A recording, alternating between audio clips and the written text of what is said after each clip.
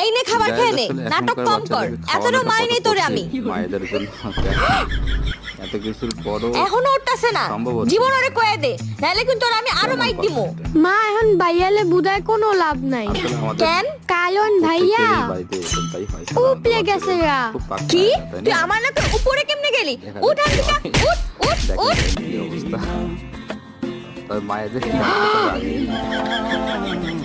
এই নে যাবে। খাবার খেয়ে নে, নাটক এতটা কম রাগী কর, হওয়া যাবে না। এতটাও মারি নেই তোরে আমি।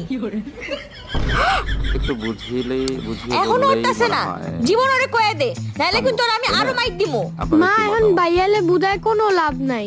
কেন? দেখেন, কারণ কত ভাইয়া পাতলা কথাবার্তা, হ্যাঁ? উপলে গেছে গা। কি তুই আমার না তো উপরে কেমনে গেলি? উঠ আন থেকে, উঠ উঠ উঠ।